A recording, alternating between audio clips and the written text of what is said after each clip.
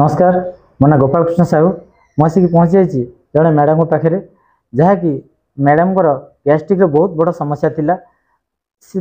Guest समस्या केमी समाधान कले चलते मैडम को पचारि बुझे। मैडम आपन ना मो ना पूजा स्वाई आपन घर आम घर पुरी डिस्ट्रिक्ट रो बड़ंगा ग्राम। आपनकर गैस्ट्रिक समस्या आपन जानले केमती? गैस्ट्रिक रो समस्या तो मते पाखापाखि 2.5 वर्ष 3 वर्ष रो थिला किंतु मु जानी पारु नथिली जेमिति कि जानले केमती मो तंटी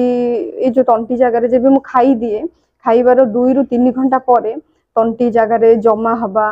ता सहित मुंड पेन हबा लैट्रिन क्लियर न हबा ता सहित एमिति बेले बेले अणनिश्वासी लागिबा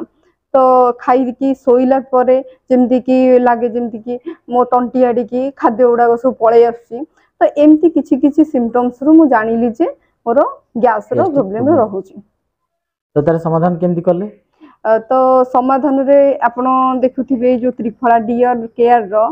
त्रिफला रस मते जने कहिले एटा व्यवहार करबा पे मो मन रे तो थिला एटा मोर एते दिन रो प्रॉब्लम आ एते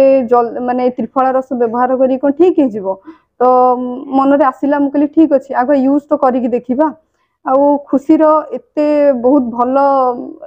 आपन को कथाटा कहबी जे मु 5 दिन यूज करी से मते कहले 3 रु 4 मास यूज कला परे एटा तमरो गैस रो समस्या ठीक हेबो मु मात्र 5 दिन रे मोर जो मुंड बुलेइबा माने आंबिला हेकुड़ी दबा छाती पेन होबा लैट्रिन क्लियर न होबा ये सब समस्या रो मते समाधान मिलिला और बहुत भलो लागिला मते ए त्रिफला रस डियर लाइफ रो त्रिफला रस व्यवहार करी बहुत बहुत धन्यवाद।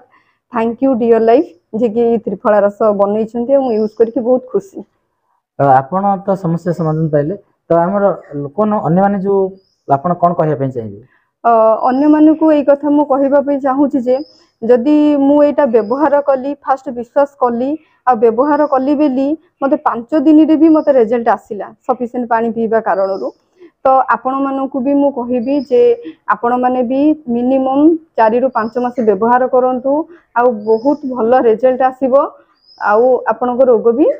बहुत कंट्रोल हे जिवो। Thank you.